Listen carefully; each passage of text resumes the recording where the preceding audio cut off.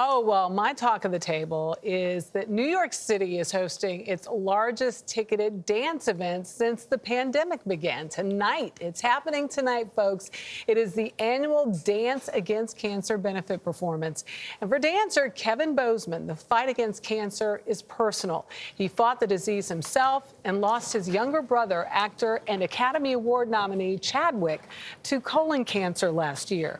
We went with Kevin to a rehearsal for tonight's event and saw him meet the kids he'll perform with tonight. He explained why this event is so important to him.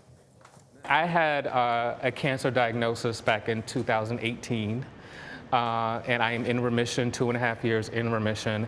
And then, thank you. And I am the older brother of Chadwick Boseman, the actor who played the Black Panther, who passed away also of cancer in August of last year.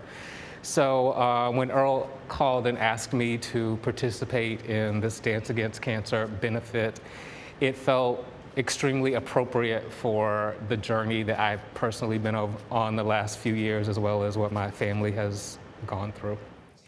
Well, Kevin wants to highlight the importance of early detection, and he chooses to keep the details of his own cancer diagnosis private.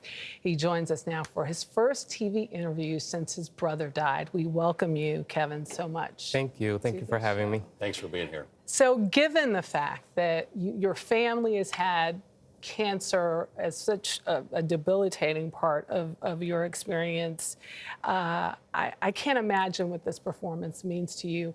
I really want to know what you were looking forward to, because it just, with those kids, I can't imagine it being any better than that. Yeah, I got to rehearse with them a few days ago, and that was my first time seeing them. We keep hearing about them in the rehearsals for the adult dancers, and seeing them, it brought tears to my eyes, actually. It really brought tears to my eyes. So I'm excited to get to dance with them and for the whole piece and the entire evening to come together.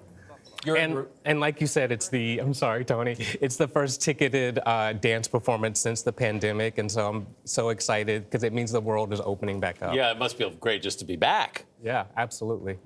I was going to say you're in remission. Congratulations. Yes. That's wonderful news. We welcome it. Why come forward now to tell your story about your experience? So when I told my story, which was on Instagram stories, I basically had been in LA with my brother for about 5 months. He called me out back in March, asked me to come help. My parents were there. My older brother also was in and out during that time. So I had actually missed 2 cancer screenings myself, and was past my own 2-year mark of knowing whether I was still in remission. Wow. And then we lost him. And for me, when I went in for that screening, it was really, I was anxious. Yeah. I was terrified. We had just lost him 6 weeks before, and it felt like a celebration. It was a moment of celebration because I was like, we've just lost him. We've just gone through this terrible thing, and it would be terrible for my cancer to be back, for me to have to tell my family that my cancer is back, for me to have to go into chemotherapy again. And so I chose to really celebrate it by sharing it. I didn't expect what happened after I shared it, but yeah. So much of who Chadwick was and is part of his career. But you knew him as Chad. And I mean, he was such a lovely human being. I had the chance to meet him after 42 came out. And humble, sweet, and he's a Howard Bison. Yes, he is. And he was so proud of that. Tell us about the Chad you knew. Chad was funny. He had an incredible sense of humor. He loved to laugh. He loved to sing. We sang together. He was just full of passion. He loved people. He loved kids. He loved his family. He loved Howard. He loved Black people, you know. Yeah. He was very private about what he was going through, obviously. Very, yeah. But I'm sure the family knew. What has the grieving process been like for you? Tremendous.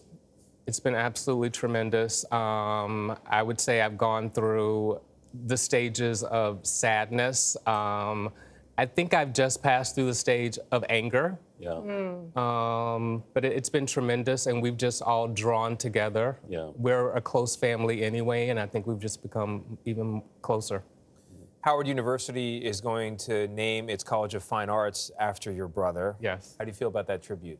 I think it's an absolutely appropriate tribute, and very excited about that. I love the smile you Yeah. gave when you heard that. Just Yeah. And Felicia Rashad will be teaching. Yes. She'll be the dean. Who was one of his professors and mentors while he was there. Yeah. Unbelievable. You're a big advocate of early detection. Absolutely.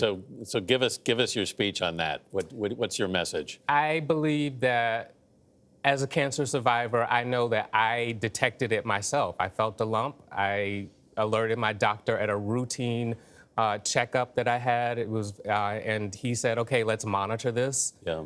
A few months later, it was still there, and we began the process. So I believe that we are our first line of defense, and that also our doctors are our other first line of defense. 22 million people missed cancer screenings last year because of COVID. So it's so important that people get those cancer screenings. Yeah. It's so important to mention that you brought it to your doctor's attention. I did. There are screenings, and your doctor's there to take a look at things, but we also need to be aware ourselves. Absolutely. Vigilant Important ourselves. reminder. Yeah. All right. Kevin, thank you very much. Thank you. Appreciate it.